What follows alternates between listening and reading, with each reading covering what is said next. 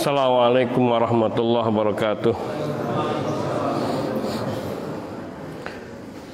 Alhamdulillahilladzi hadana lihadza wa ma kunna linahtadiya laula an hadanallah. Wa asyhadu an la ilaha illallah wahdahu la syarikalah wa asyhadu anna Muhammadan abduhu wa rasuluh. Salawatullahi wa salamu alaihi wa ala ali baitihi wa ashabihi wa tabi'in wa man tabi'ahum bi ihsanin ila yaumiddin, amma ba'd. Ikhwani fid din, azani Allah wa iyyakum jami'a wa rahimani wa rahimakum. Sebagaimana yang kita katakan di kajian pertama tadi ba'dal maghrib, yakni masih menyambung berkaitan dengan kesyirikan di dalam niat dan tujuan. Namun ini bagian poin B, yaitu kesyirikan yang terjadi karena iradatul insani bi'amalihi ad-dunya. Manusia, artinya seseorang yang beramal dengan amal ibadah ketaatan, tapi tujuannya adalah memperoleh keuntungan duniawi. Ini yang kita katakan bahwa ini mungkin yang banyak terjadi di kalangan kita. Dan pengajian kita yang serupa ini bertujuan untuk membenahi diri kita, memperbaiki niat ibadah kita. Sebelum masuk ke pembahasan ini, saya ingin mengingatkan kepada firman Allah Subhanahu wa taala di dalam surat Az-Zariyat ayat 56, yaitu firman Allah tabaraka wa taala, wa ma khalaqtul jinna wal insa illa liya'buduni. Tidaklah aku ciptakan jin dan manusia selain agar beribadah kepadaku. Artinya apa? Bahwa tujuan Allah menciptakan kita di dunia ini tidak lain dan tidak bukan untuk mengabdikan diri kita kepada Allah Subhanahu wa taala. Sehingga semua kewajiban-kewajiban syariat yang ada di dalam agama adalah merupakan tujuan Allah menciptakan kita, yaitu melaksanakan ketaatan kepada Allah dalam semua syariatnya. Dan kita harus ingat kepada firman Allah Subhanahu wa taala, yakni bahwa Allah tidak menciptakan manusia dengan sia-sia. Afahasibtum annama khalaqnakum abasa wa annakum ilaina la turja'un. Apakah kalian mengira, menyangka bahwa sungguhnya kami menciptakan kamu untuk suatu kesia-siaan? Wa annakum ilaina la turja'un, bahwa kalian tidak akan kembali kepada kami. Maknanya apakah Allah tabaraka wa taala menciptakan manusia dengan tidak diberi perintah dan larangan, sehingga tidak ada balasan maupun ancaman, tidak ada janji maupun ancaman, sehingga kalau seandainya demikian maka tidak ada faidahnya Allah menciptakan manusia.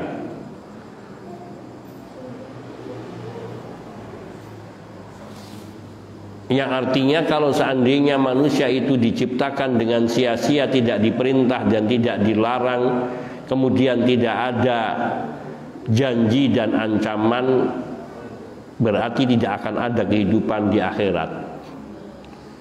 Karena kehidupan di akhirat adalah untuk membalasi perbuatan manusia di dunia. Sama seperti dibuatnya sekolah, pastilah tentu ada aturannya. Murid harus berangkat masuk jam 7 misalnya. Yang terlambat pasti akan diberi sanksi. baik sanksi membuat tugas atau sanksi melapor atau bermacam-macam sanksi ancaman. Aturan-aturan sekolah itu telah dibacakan terlebih dahulu kepada setiap siswa yang mau masuk. Kita bisa bayangkan sekiranya sekolahan itu tidak ada sanksi, maka kira-kira tidak punya tujuan. Kira-kira yang mau sekolah itu mau dengerin pelajaran enggak? Misalnya kalian masuk sekolah silahkan, yang mau belajar silahkan, apalagi pada anak-anak yang enggak mau belajar enggak apa-apa, dan nanti enggak ada istilah naik, enggak ada istilah tidak naik. Susah kalau semua seandainya sekolah dibuat semacam tidak ada aturan seperti itu. Ya, sehingga seseorang mungkin hanya yang punya semangat, tapi tentu pasti ada belakangnya sesuatu janji ketika orang itu punya semangat karena ingin meraih sesuatu. Namun coba sekiranya tidak ada aturan semacam itu. Seperti manusia diciptakan, pokoknya silahkan kalian mau berbuat apa saja. Tentu manusia akan sama dengan binatang. Yang kuat, yang menang, yang berkuasa, dan tidak peduli, karena nggak ada ancaman, nggak ada larangan. Maka daripada itu, bahwa tujuan diciptakannya manusia itu untuk suatu tujuan mulia, yaitu menyembah Allah Tabaraka wa Ta'ala, beribadah kepada Allah Subhanahu wa Ta'ala. Ketika kita mulai memahamkan diri kita bahwa Allah menciptakan kita untuk beribadah kepada Allah, maka semua syariat-syariat agama yang diperintahkan oleh Allah, dari perintah sholat, perintah puasa, perintah zakat, sedekah, haji, jihad, dan semuanya itu tujuannya adalah penghambaan diri kepada Allah semata. Maka ketika niat ini dicampuri dengan tujuan-tujuan duniawiyah, disitulah telah terjadi kesyirikan di dalam amal soleh. Ini yang akan kita bahas, agar kita bisa membenahi diri kita dan memperbaiki hati kita di dalam amalan kita. Iradatul insani bi'amalihi dunya nau'un min anwa'i syirki fin niyati wal maqasid. Bahwa keinginan manusia ataupun tujuan seseorang dengan amalannya, dengan amal solehnya yang dia kerjakan, yaitu menginginkan dunia, ini merupakan salah satu atau satu macam atau satu jenis dari jenis-jenis kesyirikan yang terjadi karena niat dan tujuan.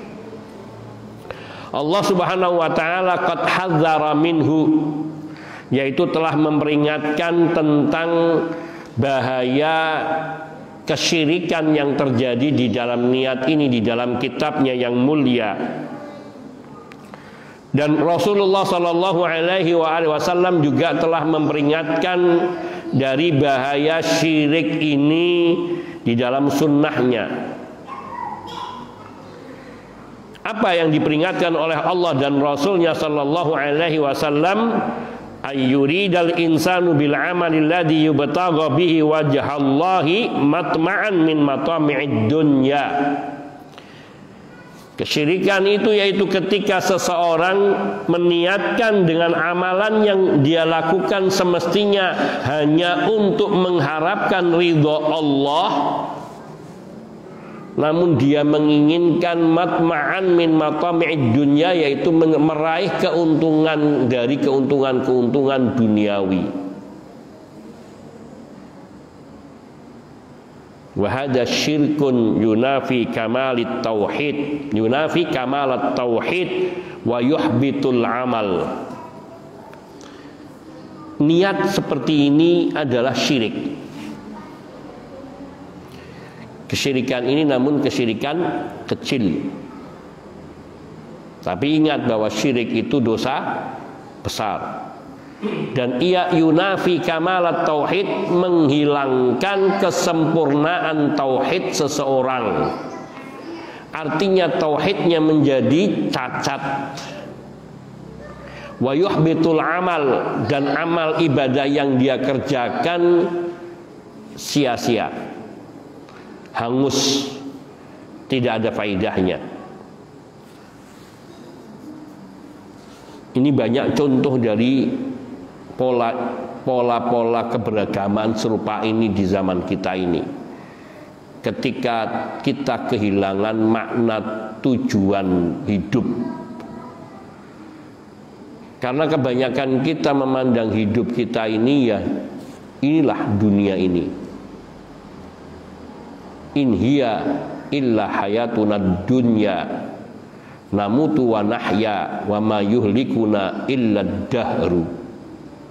Inilah kehidupan kita yang hakiki. Ini kata-kata orang-orang dahriyun, yaitu orang-orang ateis yang tidak percaya akan adanya hari akhirat, hari kiamat, hari pembalasan. Inilah kehidupan kita yang hakiki, yaitu kehidupan dunia. Kita mati, yaitu kita mati, dan kita hidup artinya ada yang mati, ada yang lahir. Namutu wa nahya wa ma yuhlikuna illa dahru, dan tidak ada yang membinasakan kita selain masa. Karena mereka tidak mempercayai kepada Allah sehingga tidak menisbatkan kehidupan dan kematian itu kepada Allah tabaraka wa taala. Kebanyakan manusia di dunia ini hampir tergelincir di dalam bab ini, meskipun sebenarnya dia tidak mengucapkan dan tidak meyakinnya dengan hati. Namun sikapnya yang mengabaikan kehidupan akhirat, sehingga seolah-olah ia membenarkan orang-orang yang berfaham dahriyun serupa ini. Alalah, sudahlah, nggak usah mikirin akhirat, mikirin yang di sini aja. Inilah kehidupan kita yang nyata. Ini kan kita sering dengar orang bicara seperti ini. Alalah, jangan muluk-muluk kau ingin cari surga yang tinggi-tinggi lah. Itu belum jelas. Yang jelas ini yang hidup di dunia ini yang nyata.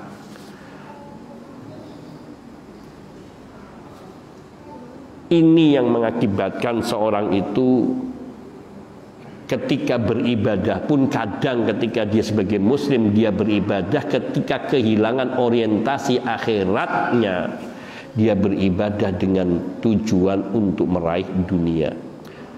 Kalau kamu ingin hidupnya sejahtera, sholat yang rajin. Sholat 5 waktumu kamu jaga, nanti hidupmu jadi bagus, jadi sejahtera. Sehingga niat sholatnya bukan wa ma khalaqtul jinna wal insa illa liya'budun, tetapi ibadahnya adalah untuk mencari kesejahteraan hidup duniawi. Inilah kefatalan dan kekaprahan yang merebak dan banyak terjadi di kalangan kaum muslimin. Allah tabaraka wa ta'ala telah berfirman dalam surat Hud ayat 15 dan 16. A'udzu billahi minasyaitonir rajim.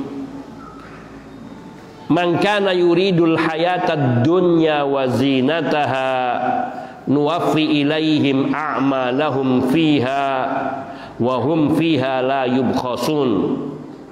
Ulaika alladziina laisa lahum fil akhirati illan nar wa habita ma sana'u fiha wa batilum ma kanu ya'malun. Man kana yuridul hayatad dunya, barang siapa yang ia menghendaki kehidupan duniawi, wa zinatah, dan menginginkan keindahannya, kemewahannya, kesenangan-kesenangannya, nuwaffi ilaihim a'malahum fiha, kami akan penuhi untuk mereka dari sebagai balasan atas amal-amal yang mereka kerjakan di dunia. Disegerakan kesenangannya di dunia. Wahum fiha la yubkhasun. Wahum, dan mereka di dunia ini tidak akan dikurangi bagiannya.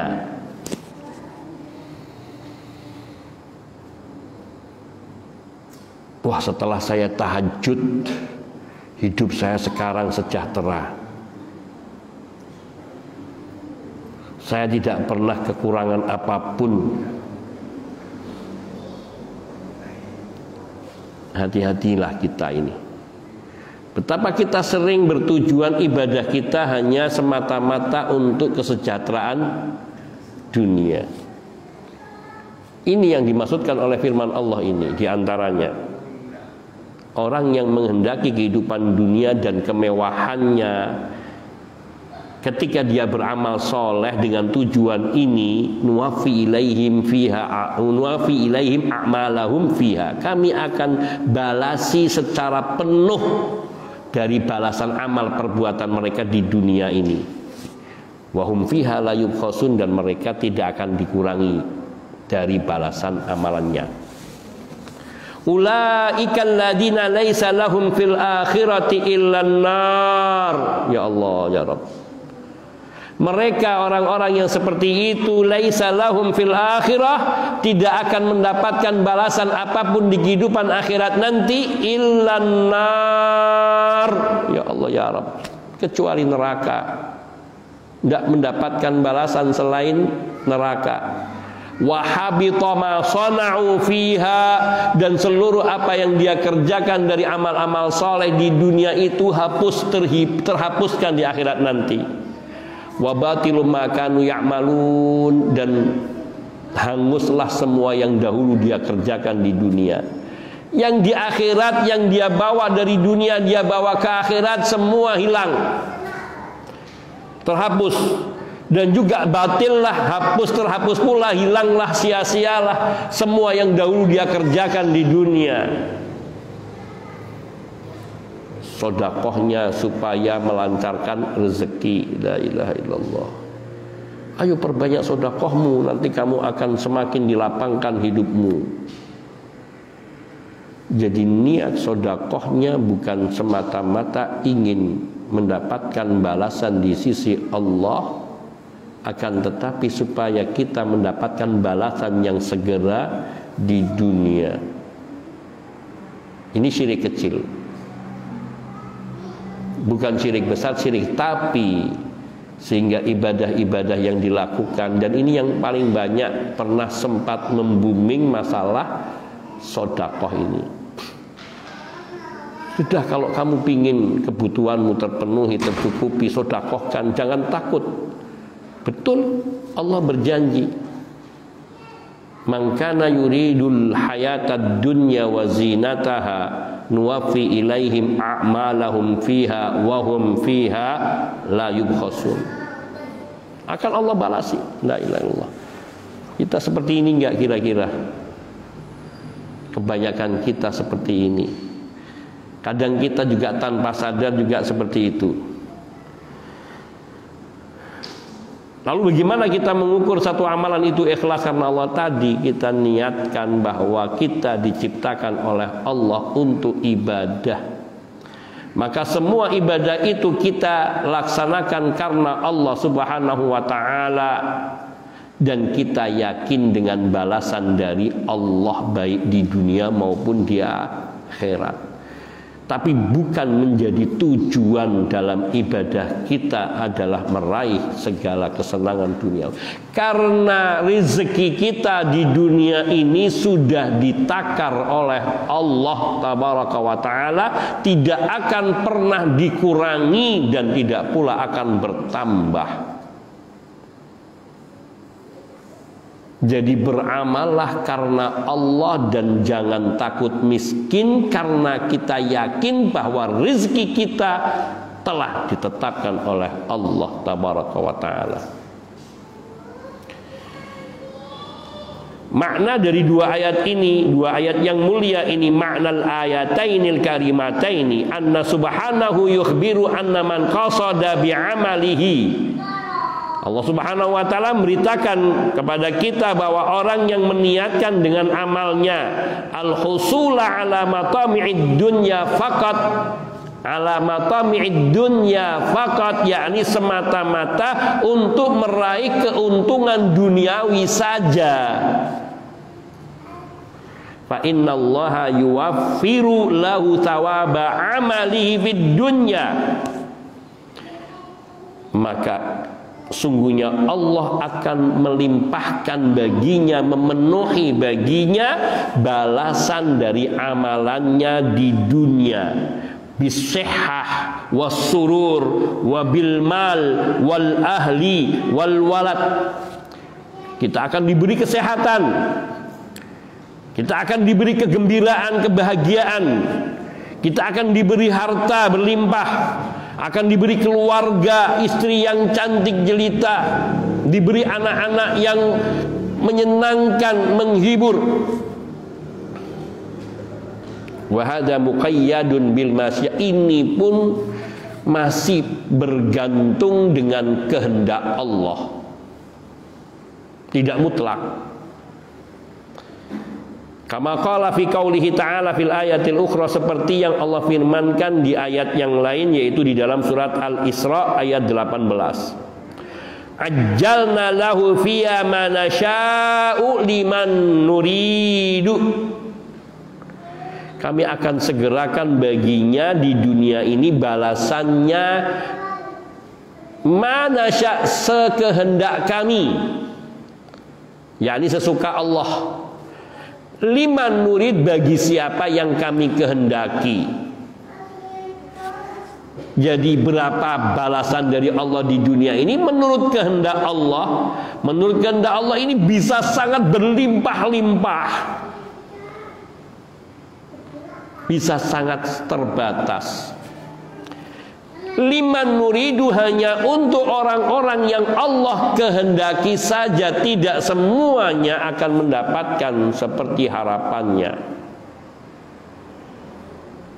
Wa haula laisa lahum fil akhirati illan nar, orang-orang yang niat ibadahnya, niat kebaikannya hanya untuk meraih dunia semata, tidak meniatkan untuk akhiratnya, maka mereka tidak akan mendapatkan apapun di akhirat nanti selain neraka. Naudzubillahi minan nar. Kenapa? Li'annahum lam ya'malu ma yukhlisuhum minha, karena mereka tidak beramal yang membuat mereka ikhlas dari amalannya. Wa kana amalhum fil akhirah batilan la thawaba lahu, maka amalannya di akhirat nanti batil, hilang. La thawaba lahu, tidak ada pahalanya. Kenapa? Li'annahum lam yuriduha, karena mereka tidak menginginkan balasan di akhirat, hanya menginginkan balasan di dunia saja.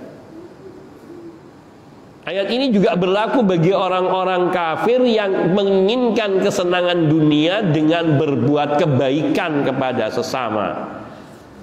Maka mereka orang-orang kafir kalau menginginkan kebaikan dunia, ingin hidupnya sejahtera, banyak berbuat kebaikan kepada sesama, jangan berbuat keburukan, kezaliman, maka Allah akan membahagiakannya di dunia. Maka ada orang-orang yang mereka non-muslim, ya sedikit kita haluskan bahasanya, orang-orang yang non-muslim, mereka yang banyak berbuat baik kepada tetangga, kepada sesama, suka menolong, lihat hidupnya bahagia, dilimpahkan hartanya, setidaknya diberi ketentraman, kebahagiaan, anak-anaknya baik, sukses semua, bahkan umurnya dipanjangkan sampai 100 tahun atau lebih, kesehatannya diberi jaminan, tapi itu hanya dunia saja. Wa ma lahum fil akhirati min khalaq, di akhirat nanti mereka tidak mendapatkan bagian apapun. Naudzubillah. Maka kita tidak boleh seperti itu. Niat apa yang kita lakukan semua ibadah karena Allah Subhanahu wa ta'ala.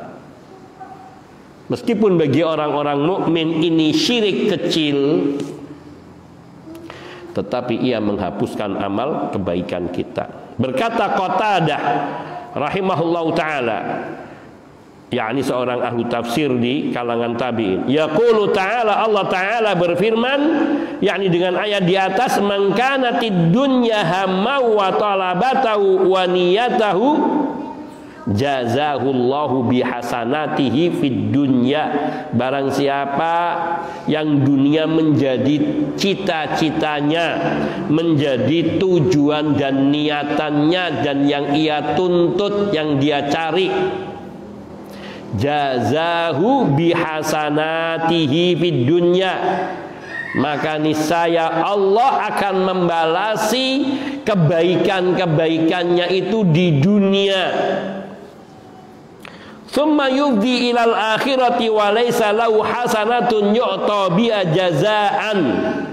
Kemudian nanti dia dibawa kepada akhirat, sampai kepada kehidupan akhirat, namun ketika di akhirat laisa lahu hasanah yu'ta jazaan, dia tidak mendapatkan satu kebaikan pun sebagai balasan dari amalannya di dunia. La ilaha illallah.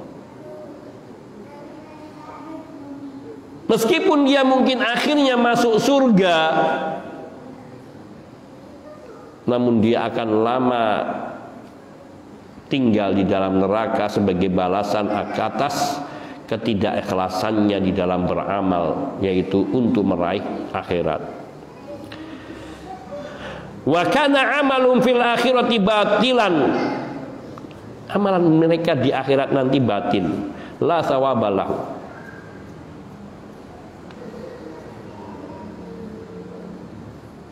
Wa ammal mu'min, adapun orang mukmin, yaitu yang mentauhidkan Allah, yang menjaga ketaatannya kepada Allah, yang beramal semata-mata karena Allah dan mengikhlaskan amalannya untuk Allah sebagai bentuk pengabdian dan penghambaan dirinya kepada Allah, fayujaza bihasanati fid dunya wa yusabu 'alaiha fil akhirah, maka akan dibalasi amalannya di dunia ini dengan kebaikan-kebaikannya. Di dunia akan diberi balasan di dunia kebaikannya, dan dibalasi pula di akhirat nanti dengan kebaikan yang berlimpah.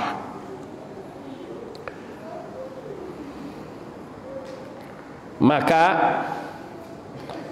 kita ingat kepada sebuah riwayat dari Nabi Shallallahu Alaihi Wasallam yang sahih, yang beliau bersabda dalam banyak riwayat dan banyak lafaz yang sedikit berbeda tapi maknanya sama, yang semisal dengan apa yang dikatakan oleh Qatadah ini, man kanatid dunya hammahu atau akbaru hammihi, barang siapa yang dunia menjadi cita-citanya atau akbaru hammi menjadi cita-cita terbesarnya, wa mablagha ilmi dan menjadi puncak pengetahuannya, ja'alallahu al-faqra baina 'ainaihi, Allah akan jadikan kefakiran itu terpampang atau berada di hadapan kedua matanya. Selalu kurang, selalu kurang. Fakir di sini, kefakiran ini bukan menjadi miskin, bukan, tetapi selalu tidak pernah puas dengan apa yang diraih. Sehingga seseorang, jazakallah khair, barakallah, sehingga seseorang ia mendapatkan keuntungan dari usahanya sekian miliar dan masih kurang. Kenapa dia akan buka usaha lainnya lagi, sehingga usahanya mungkin banyak besar, tapi uang itu tidak dimanfaatkan dalam kebaikan. Kadang untuk beli hordeng, tahu hordeng, tirai yang harganya 1 miliar. Iya kan? Karena bingung membuangnya. Tapi coba kalau ada orang panitia masjid Baitur Rahim datang ke sana, mau merehab, meningkat rumah masjid ini, kira-kira dia akan memberi 1 miliar? Kecuali orang yang beriman. Maka harta ketika di tangan orang yang beriman, dia barokah. Tapi ketika ada di tangan orang yang fajir, ya Allah, sia-sia. Dia kumpulkan, dia tumpuk kekayaan itu di dunia karena dia terus merasa kurang. Namun dia nggak pernah merasakan bahagia. Ja'alallahul faqra baina 'ainaihi wa shattata syamlahu. Dan Allah sulitkan urusannya. Walam ya'tihi minad dunya illa ma kutiba lahu, dan dia enggak mendapatkan bagian jatahnya dari dunia selain yang sudah Allah tetapkan. Sekarang kita tanya, saya sudah sering mengulang kalimat ini tapi tidak apa-apa. Ini orang yang makan satu piring yang harganya 500.000 dengan orang yang makan satu piring harganya 10.000, kira-kira sama enggak itu kalau sudah masuk perut?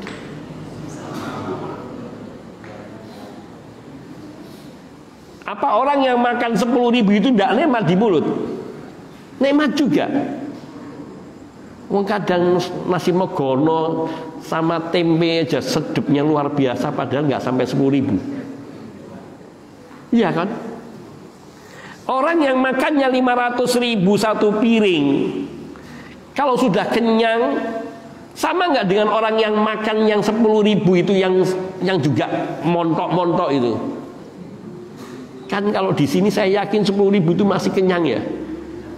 Kenyang ya? Iya, kenyang sekali kalau 10.000 di sini.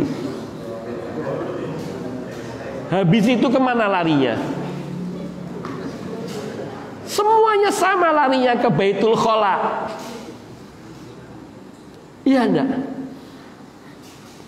Nilainya nanti di akhirat lebih ringan mana hisapnya? Yang makan 10.000 lebih enak hisapnya dibandingkan yang 500.000 satu piring. Sesungguhnya yang dia menjadi rezekinya adalah satu piring, itu bukan nilai harganya. Orang yang beli pakaian yang harganya 1 juta dengan yang beli pakaian di pinggir jalan yang apa namanya itu pakaian bekas yang cuma 5.000, sama enggak fungsinya? Menang di mana? Menang di gaya. Iya toh, fungsinya sama untuk menutupi aurat. Sholatnya sah enggak yang pakai 5.000? Kalau dia memenuhi syarat dan rukun-rukunnya, sah. Yang pakai 500.000 belum tentu sah. Yang pakai harganya 1 juta pakaiannya belum tentu sah kalau enggak tahu tata cara sholat yang benar. Jadi hakikatnya manusia itu hanya akan memakan sesuai dengan batas rezeki yang telah ditetapkan. Sekarang orang numpuk di bank, berapa saldo kamu di bank? Wah ya kira-kira 10 triliun lah. Belum seberapa. 10 triliun belum seberapa. Habis enggak itu sampai akhir hayatnya? Kalau dia mati, akankah 10 triliun itu menyelamatkan dia dari pertanyaan malaikat Munkar dan Nakir?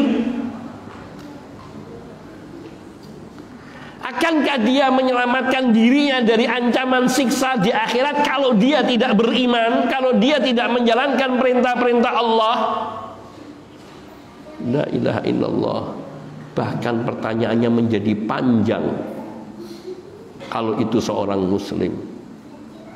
Kalau kafir tidak ada lagi pertanyaan langsung. Iya, orang kafir itu di mahsyar itu nanti prosesnya cepat. Yang prosesnya lama, yang mau masuk surga itu tergantung iman dan amal soleh. Kalau orang kafir, orang musyrik langsung diantarkan tujuannya sini, sana, ayo ikut sama Tuhanmu. Itu nanti di yaumul mahsyar. Nah, nanti ketika orang-orang mukmin pada datang berbondong-bondong kepada Nabi Adam sampai kepada Nabi Nuh, Nabi Ibrahim, Nabi Musa, Nabi Isa sampai kepada Nabi Muhammad sallallahu alaihi wasallam, itu hanya mereka yang beriman, yang nanti mereka harus melalui proses menyeberang sirat dan sebagainya.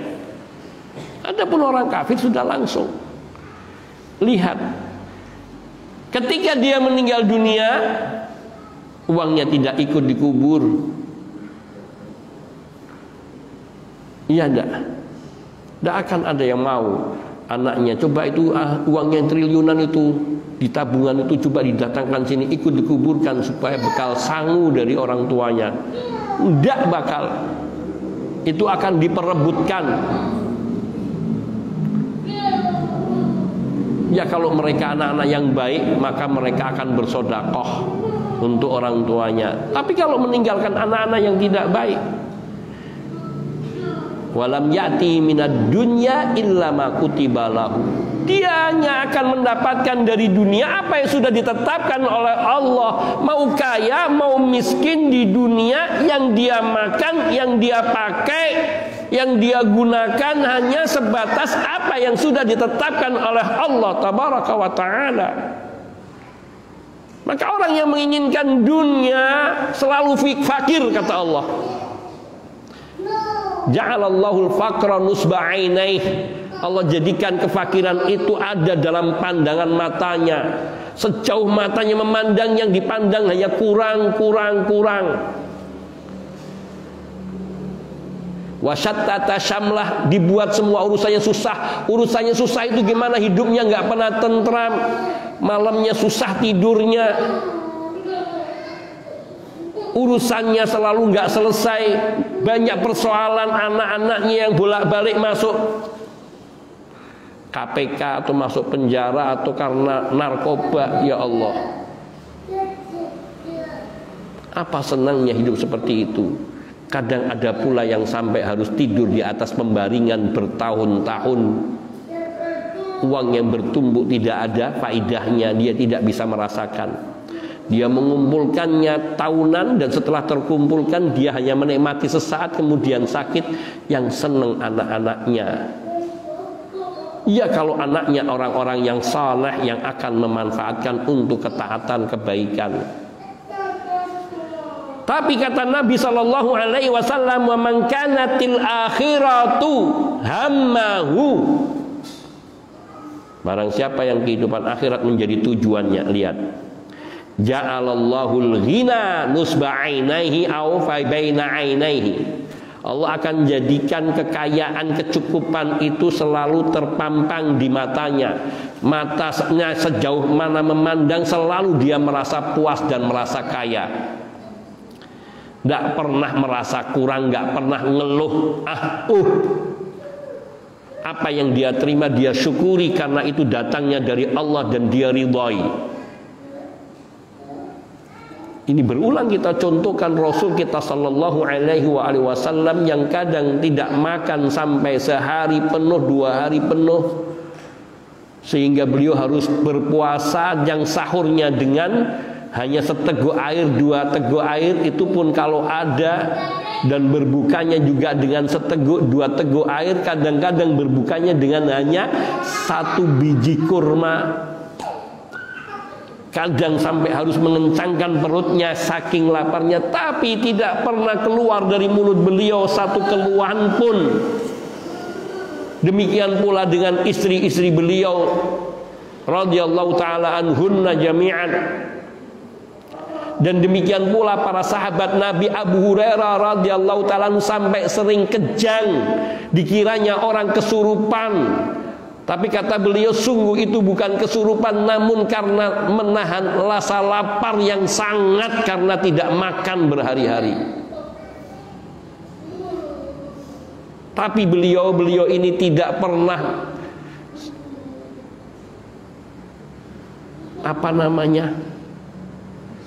ngirsulo. Sampai ketika di akhir hayatnya beliau sakit menangis, ditanya, "Kenapa engkau menangis wahai Abu Hurairah?" Kata Abu Hurairah radhiyallahu ta'ala, "Aku tidak menangisi dunia kalian yang aku tidak dapatkan. Aku menangisi betapa masih jauhnya perjalanannya harus aku tempuh, sementara perbekalan yang aku miliki untuk akhiratku sangat sedikit." Ini orang yang mulia masih merasa bekal untuk akhiratnya sedikit. Lah, kalau kita seberapa yang kita miliki untuk akhirat kita? Wal tangdur nafsun ma qaddamat lighad. Hendaknya setiap diri itu selalu melihat, memperhatikan apa yang sudah dia persiapkan untuk hari esoknya. Maka tadi mangkanatil akhiratu hammahu, barang siapa yang menjadikan kehidupan akhirat sebagai tujuannya, ja'alallahul ghina baina ainai au nusba ainai, Allah akan jadikan rasa kaya dan cukup itu terpampang di depan matanya. Selalu ridha, syukur. Wa jama'a syamlau, dan Allah akan kuatkan, kumpulkan kekuatannya sehingga dia mudah mengurusi segala masalah. Hidupnya damai, gak pernah punya masalah. Kalau diuji oleh Allah tidak pernah merasa itu ujian, cobaan, bahkan dirasakan sebagai nikmat. Perlu kebahagiaan, dikarunia anak-anak yang soleh, solehah, yang hafid, hafidhah, la ilaha illallah, yang mereka berbakti kepada orang tuanya. Wa atati dunya wa hiya raghimatun, dunia itu datang kepadanya dengan kehinaan. Dunia yang datang kepadanya bukan dia yang mengejar dunia, namun sikapnya selalu enggan kepada dunia. Kenapa? Karena ia telah menceraikan dunia. Orang-orang yang mereka mengendaki akhirat, yang tahu bahwa di kehidupan akhirat itu adalah kemuliaan, maka mereka ini tidak akan pernah merasa miskin di dunia.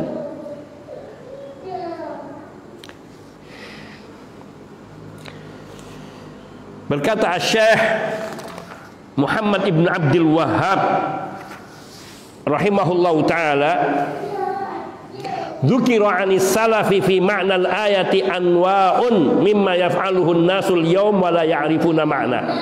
Kata Syekh Muhammad ibn Abdul Wahhab rahimahullah, dikisahkan, diceritakan dari as-salaf, yakni diriwayatkan dari as-salaf, yakni para sahabat, para tabi'in, berkenaan dengan makna ayat di atas, yaitu surat Hud ayat 15-16 di atas.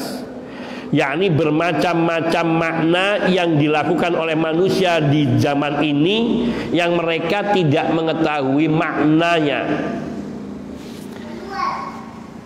Tafsiran daripada ayat di atas yang pertama, famindalika, yang pertama diantaranya adalah al-amalu salih alladhi yaf'alu katsirun minan nas ibtigha'a wajhillah min shadaqatin wa salatin wa silatin wa ihsanin ilan nas wa tarki dzulmin wa nawi dzalika mimma yaf'alu insanu wa yatruku khalisan lillah lakin la yuridu thawabahu fil akhirah innama yuridu ayyujaziyahu Allah bi hifdzi malihi wa tanmiyati au hifdzi ali wa iyali au idamati ni'am alaihim.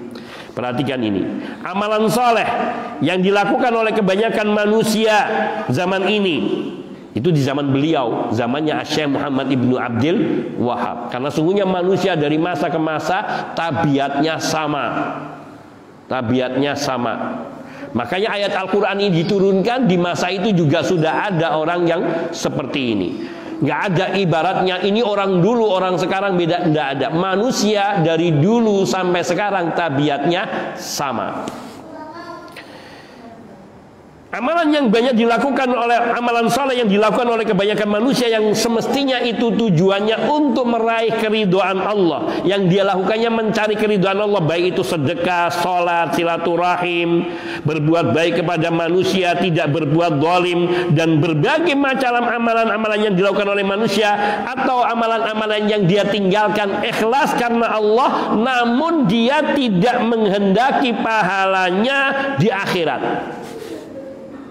Dia mengerjakannya ikhlas karena Allah, tapi dia menginginkan dengan amalan itu kesenangan dunia. Yaitu dalam bentuk apa? Yuridu ayyujaziyahullahu bihifdzi mali, dia ingin Allah membalasinya dengan dijaga hartanya, disemakin banyakkan, dikembangbiakkan, watan miyatihi, dikembangbiakkan hartanya. Au hifdzi ahli, atau dia minta dengan amalannya supaya keluarganya ini dijaga, wa iyalihi, dan orang-orang yang dalam tanggungannya ini dijaga. Au idamatin ni'am alaihim, atau mereka, atau ia melakukannya ingin supaya kenikmatan itu tetap langgeng dimilikinya. wala himmata lahu fi talabil jannati wal harab minan nar, tapi dia tidak menginginkan dengan amalan itu untuk meraih surga dan membebaskan diri dari neraka. Tidak ada amalannya ini, tidak ada niatannya ini. Ini yang di sini menjadi kunci. Kalau hadis yang kita bacakan tadi mengisyaratkan apa? Orang yang tujuannya akhirat, dunianya tidak akan hilang. Orang yang mengejar akhirat pasti dia akan mendapatkan dunia, bahkan dunia itu datang dalam keadaan hina dina. Dia terhormat, dia mendapatkannya dengan cara yang halal, dan dia akan memanfaatkannya di jalan-jalan kebajikan pula. Namun orang yang dia beramal ibadah karena Allah, dia ikhlaskan karena Allah, namun dia menginginkan balasannya di dunia. Ini seperti saya katakan di awal pertemuan. Kalau ingin rezekinya lancar, ya sholatnya jangan ditinggalkan, ikhlas karena Allah. Sodakohnya juga ikhlas karena Allah. Nah, ini yang jenis pertama. Maka orang yang seperti ini apa? Fahada yu'ta thawaba amalihi fid dunya, orang seperti ini akan diberi balasan amalannya di dunia. Walaysa lahu fil akhirati nasibun, namun di akhirat dia tidak dapat bagian apa-apa. Wahadan nau, jenis ini disebutkan, diceritakan juga dari Ibnu Abbas radhiyallahu taala anhuma. Tafsir pertama. Tafsir kedua, wa huwa akbar minal awal wa akhwaf, ini lebih berat lagi dan lebih mengerikan lagi, yaitu yang dikisahkan oleh Imam Mujahid berkaitan dengan tafsir ayat ini, anna unzilat fi, bahwa ayat ini diturunkan berkenaan dengan hal ini, yaitu apa? Orang yang beramal ayyamala amalan sholihah wa niyatuhu riya'an nasi la talaba thawabil akhirah, yaitu orang yang beramal dengan amalan-amalan soleh tapi niatnya riya supaya dipuji orang dan tidak menginginkan balasan akhirat. Ini seperti yang jenis pertama, bagian A. Tapi dengan ayat ini pula. Ini menurut Imam Mujahid. Bagian ketiga atau tafsiran ketiga, ayyamala a'malan salihatan yaksudu biya malan. Dia ingin melakukan amal-amal soleh tapi tujuannya hanya harta. Misla ayahijja limalin ya'khuduh, seperti dia berhaji tapi tujuannya mau dagang. Mumpung ini kita berangkat haji, mumpung berangkat sana, ayo. Boleh orang berhaji itu dagang, tetapi tidak boleh meniatkannya murni dagangnya. Niatnya hajinya sambil berhaji, bawa sesuatu yang bisa saya jual untuk bekal, bukan untuk meraih keuntungan di bawah pulang atau untuk nanti tambahan bekal. Itu yang boleh. Au yuhajir lidunya yusibu aw imra'atin yatazawwaju, orang berhijrah tapi tujuannya untuk mendapatkan kesenangan dunia murni, bukan untuk menyelamatkan agamanya. Atau karena ada seorang wanita yang ingin dinikahinya. Wah, saya punya kekasih ini, saya di Kajen, yang ingin saya nikahi, saya mau pindah ke Kajen. Semacam itu. Au yujahid bi ajnil maghnam, atau dia jihad tapi ingin mendapatkan harta rampasan perang. Faqad dzakara hadzal nau' aidan fi tafsiril ayat, ini juga disebutkan di dalam menafsirkan ayat ini, jenis ini. Sebagaimana seorang yang belajar karena ia ingin meneruskan memegang kepala sekolah atau menjadi direktur sekolahan keluarganya, atau dia bekerja sekolah tinggi supaya dia nanti bisa menjadi pimpinan perusahaannya, perusahaan milik orang tuanya dan sebagainya. Atau dia mempelajari Al-Quran dan menekuni sholat, tujuannya supaya dia nanti bisa bekerja di masjid, menjadi imam masjid, karena gajinya besar. Karena seperti di Saudi itu gaji imam masjid luar biasa. Nah, dia tahu, oh kalau saya hafal Quran, saya bisa menguasai din, saya bacaan saya bagus, tajwidnya, saya akan bekerja di masjid supaya saya digaji besar. Ini juga di dunia. Dan ini yang terjadi kebanyakan di zaman ini. Dan yang terakhir, yang keempat, yaitu orang yang melakukan ketaatan karena Allah, ikhlas semata-mata karena Allah dan tidak mempersekutukan Allah dengan sesuatu pun, lakinnahu ala amalin yukaffiruhu kufran yukhriju anil Islam, namun dia melakukannya dibarengi dengan cara amalan yang kufur, yang menyebabkan dia kafir dan keluar daripada Islamnya. Dia melakukannya ikhlas karena Allah dan tidak bertujuan menyekutukan Allah, tapi dia melakukannya dengan cara-cara kufur, seperti orang Yahudi dan orang Nasoro yang mereka menyembah Allah, bersedekah, berpuasa, mencari ridho Allah dan mencari dunia akhirat.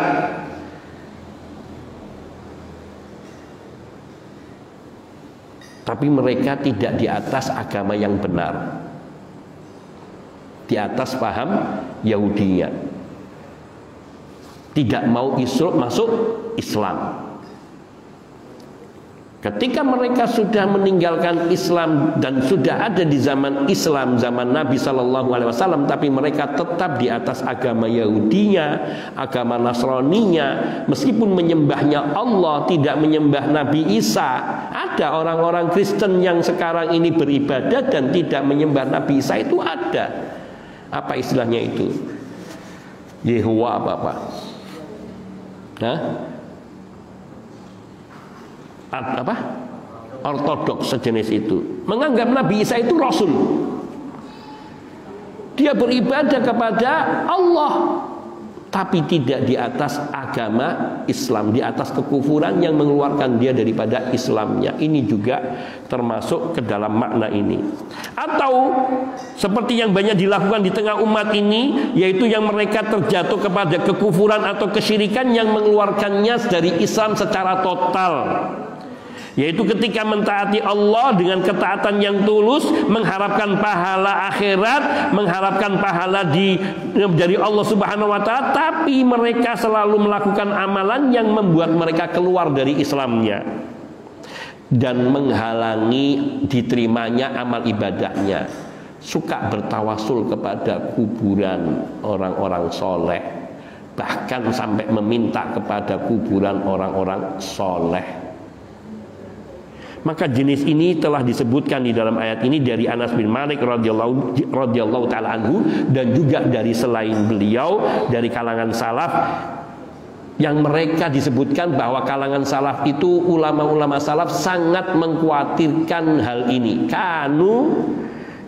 Karena salaf yakhafuna minha, takut dari sikap seperti ini, kesyirikan, kekufuran.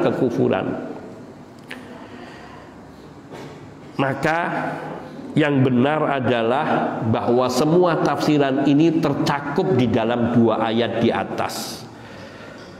Jadi kita harus tadi kembali kepada surat Az-Zariyat ayat 59 apa 56 itu, yaitu bahwa ibadah kita ini diciptakan untuk beribadah kepada Allah, dan ibadah kita ini tujuannya untuk akhirat, dan jangan khawatir dengan kehidupan dunia kita, karena kita tidak akan disengsarakan oleh Allah karena mentaati Allah, dan balasan di akhirat untuk orang-orang yang mentaati Allah itu lebih baik. Walal akhiratu khairul laka minal ula, kehidupan akhirat itu lebih baik bagimu daripada kehidupan yang pertama, yaitu dunia. Wal akhiratu khairum wa abqa, dan kehidupan akhirat itu lebih baik dan lebih kekal. Maka niatkan segala ketaatan kita itu kepada Allah karena Allah semata, dan jangan berpikir tentang artinya kemiskinan di dunia. Yakinlah dunia itu akan dijaga oleh Allah. Orang yang akan dicukupkan kebutuhan orang di dunia kalau dia menginginkan akhiratnya. Hadza wa naktafi, barangkali ada pertanyaan. Hadza wa sallallahu wasallam ala nabiyina Muhammadin wa alihi wa sahbihi ajmain. Nah, kalau berdoa minta ditambahkan rezekinya atau dilapangkan rezekinya, tapi bisa membantu saudara-saudara yang kekurangan, termasuk syirik tidak? Tidak apa-apa, boleh berdoa, boleh. Yang dimaksudkan di sini beribadah, dengan ibadah itu dia meniatkan hanya menginginkan kesenangan dunia. Adapun ibadah meminta rezeki tidak apa-apa. Termasuk di antara doa kita itu di pagi hari yang diajarkan oleh Nabi, Allahumma inni as'aluka ilman nafi'an wa rizqan thayyiban wa amalan mutaqabbala. Ya Allah, hamba memohon kepadamu ilmu yang bermanfaat, rezeki yang halal, yang baik, dan juga amalan yang diterima. Maka meminta rezeki, apalagi meminta rezeki yang lapang untuk bisa membantu saudaranya, maka insya Allah hal ini tidak, tapi jangan menjadi tujuan dunia itu. Wallahu ta'ala alam. Nah, kalau kita cerita untuk birrul walidain dan mengharap keberkahan dari orang tua atau orang tua yang akan membawa keberkahan untuk kita, kalau itu unsurnya duniawi, itu yang termasuk di dalam ayat itu. Tapi kalau kita tujuan birrul walidain karena perintah Allah, karena Allah memerintahkan kita berbakti kepada orang tua sebagai balas budi kita kepada mereka yang telah mengasuh kita dan mengharapkan pahala di sisi Allah, maka itu yang benar. Dan otomatis nanti keberkahan di dunia itu akan diperoleh. Pokoknya niatkan untuk akhirat dan dunia itu akan ikut dengan sendirinya. Nah, monggo Pak. Iya. Ini kan seperti yang dulu pernah kami cerita, itu artinya kita berlalu ketika itu ada anak muda, tapi itu sudah muda juga putus cinta. Nah, putus cinta ini kan saya sudah kayaknya kalau dulu sudah jadi suhunya, tapi masih dulu saya kayaknya menginstruksikan atau memberi nasihat gue sholat sing tadi saat sholat gue ini kalau lombok itu ya, nah nanti kamu bacakan ayat ini, artinya itu kan sholatnya dan sebagainya itu kan untuk nanti setelah sekian sholat, terutama sholat wajib, kamu pakai kelompok gitu kan. Nanti setelah itu nanti kemarin pada bulan, insya Allah nanti dia akan menunjukkan. Nah, maksud saya dari kisah yang saya ini bersalah karena dulu dalam memang kemudian orang yang itu kan tujuan saya supaya dia sholat, supaya dia rajin melakukan. Barakallahu fiik. Ya, tentu itu hal yang salah. Adapun setiap kesalahan dosanya tergantung dengan niat. Jadi begini, ada orang berbuat bid'ah karena dia mengira itu ketaatan dan ibadah, maka amalannya tidak diterima oleh Allah. Tapi karena niatnya kebaikannya itu dia murni ingin mendapatkan kebaikan. Ini seperti yang dikatakan oleh Imam Ibnu Taimiyah rahimahullahu ta'ala dalam kitab Al-Iqtida'us Shiratal Mustaqim. Itu dia dapat pahala dari niat baiknya, tapi dia tidak tahu bahwa itu amalan bid'ah. Sama misalnya kita berguru kepada seorang guru yang kita meyakini dia mengambil ilmu dari beliau, kemudian karena kita memang terbatas ilmu kita, kemudian diajarkan kepada kita cara seperti itu, dan kita juga mengajarkan orang lain kepada seperti itu dengan keyakinan bahwa itu sebuah kebaikan dan itu yang benar dan diajarkan dan bahkan meyakini itu bagian dari ajaran agama, maka amalannya batil, tidak ada faedahnya, tapi dia masih mendapatkan pahala dari husnun niyah, dari niat baiknya. Tapi ketika sudah tahu, sudah hujahnya tahu, ya tidak boleh kita kembali mengulang niat itu. Itu murni bila dia memang tidak tahu, tidak memahami. Jadi sehingga banyak orang yang terjatuh kepada perbuatan-perbuatan salah, menyimpang, bahkan mengandung kesyirikan. Dia tidak mutlak dihukumi syirik, tapi amalannya gugur, tidak ada pahalanya, tapi dia mendapatkan kebaikan dari niatnya. Kalau melakukannya niatnya karena Allah dan benar-benar tidak tahu. Tapi kalau orang itu sudah tahu atau sudah diberitahu dan tetap melakukannya, maka inilah yang berlaku hukum bahwa bid'ahnya tidak diterima, amalannya yang bid'ah tidak diterima, dan dia mendapatkan dosa karena dia sudah sampai kepadanya hujjah. Bagaimana kalau kita sudah terlanjur, ya yang wajib bagi kita istighfar dan minta ampun kepada Allah Subhanahu wa taala, dan Allah Maha Pengampun dan tidak ada dosa yang tidak diampuni oleh Allah. Adapun maksud yaitu bahwa Allah tidak mengampuni dosa syirik ketika orang itu tidak bertaubat sampai akhir hayatnya, maka Allah tidak mengampuni dosa syirik tersebut. Namun kalau orang itu kemudian bertobat dari dosa kesyirikan yang dulu dia tidak mengetahuinya, maka Allah tabaraka wa taala akan mengampuninya insyaallah taala. Hadza wallahu taala.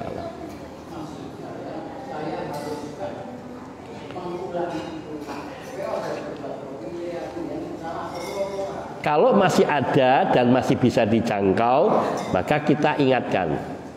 Kalau dia menurut, walhamdulillah. Kalau tidak, kita sudah nyampaikan.